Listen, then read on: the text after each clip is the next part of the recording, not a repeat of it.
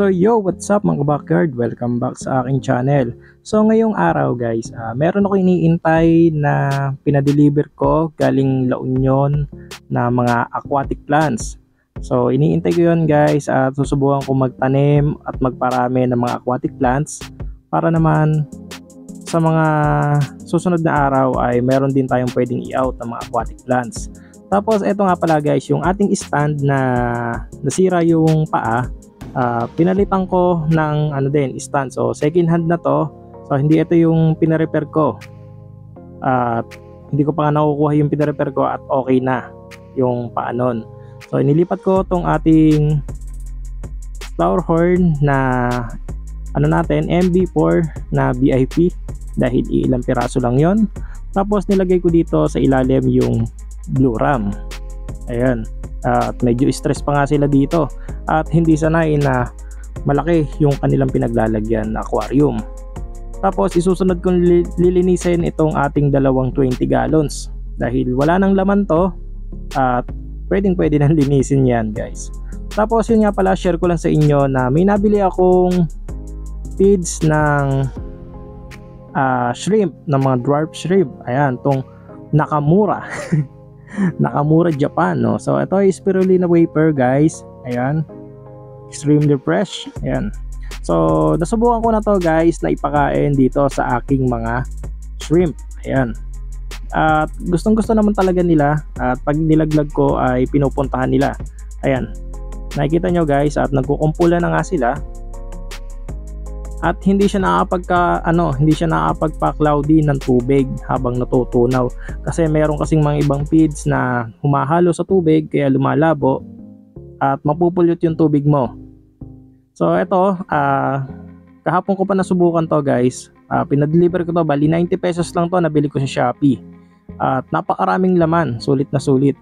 At pinapakain ko rin to sa Gapi na subukan ko na rin. So kuha tayo guys.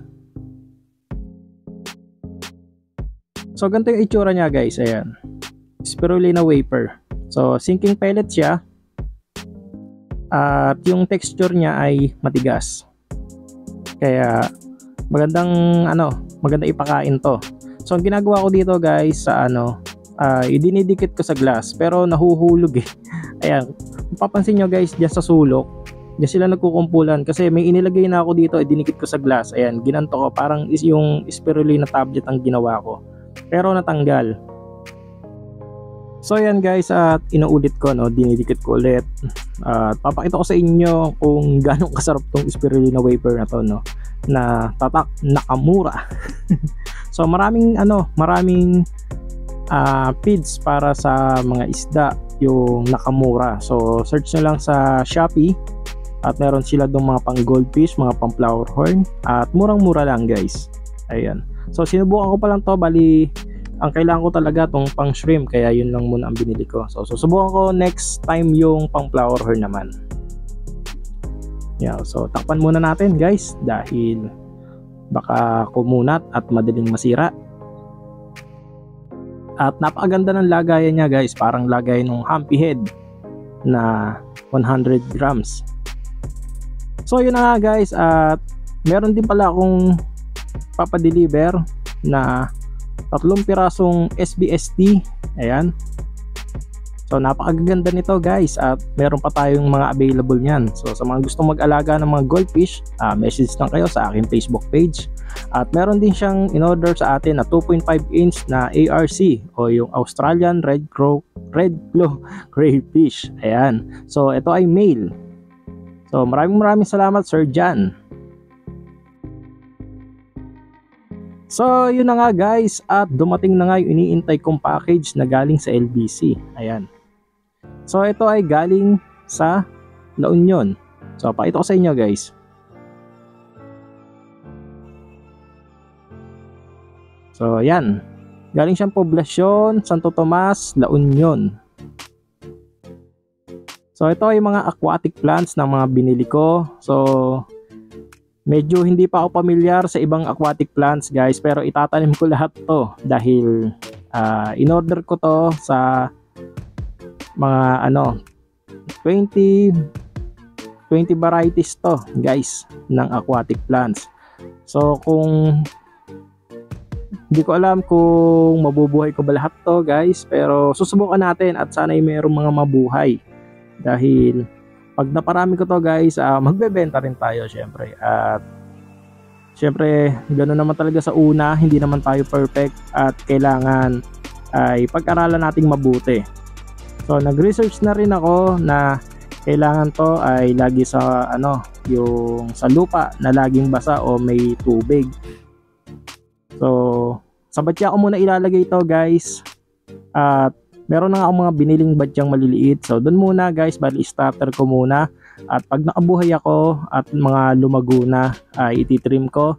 Tapos saka ako magtatanim doon sa malawak. So siguro doon sa aking MD farm ay gagawa ko doon ng maputik na pwedeng pagtaniman ng mga aquatic plants.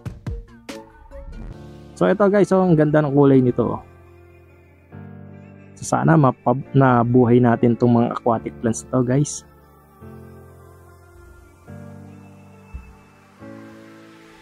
So nabili ko nga pala to guys sa halagang 250 pesos. Ay bali 255 pesos tong 20 pieces, 20 varieties ng aquatic plants.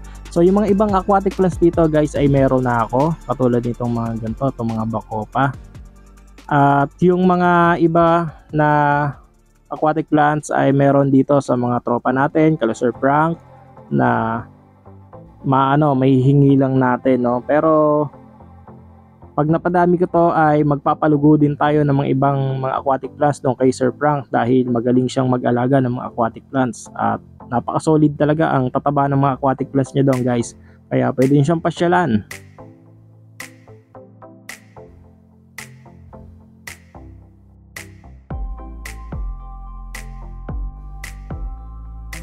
So ayun yung dalawang huling guys na ating aquatic plants.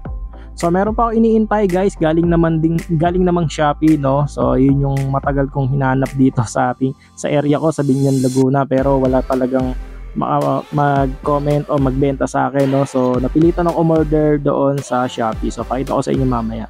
So ito yung binili kong batya. Yan, sa iMart ko binili to. So yung gantong size guys, nagkakahalaga to ng 24 pesos. Ayan. So ang gagamitin ko dito ay garden soil.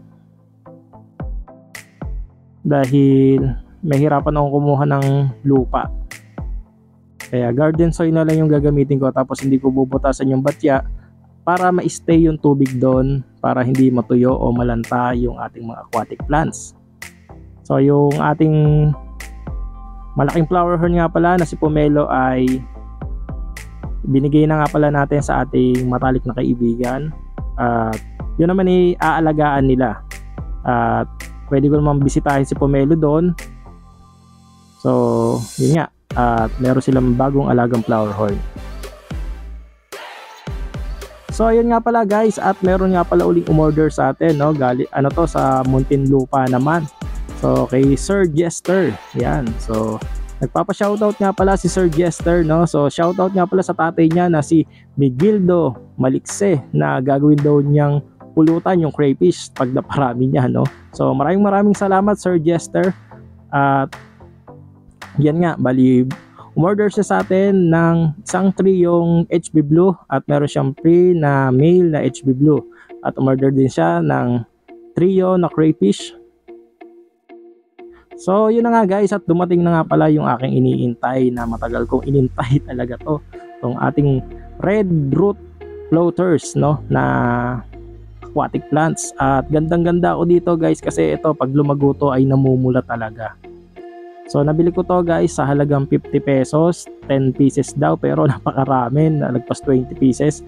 Tapos meron pa siyang free aquatic plants, no. So hindi ko alam ang ID nito. Pa-comment naman kung may nakakaalam ng ID nitong halaman na to. Ayan. So nabili ko yan sa Shopee guys. 50 pesos, 10 pieces daw pero yung pinadala lagpas 20 pieces. So ito yung gagamitin kong lupa doon sa pagtataniman natin ng mga aquatic plants. Ayan, itong ating garden soil.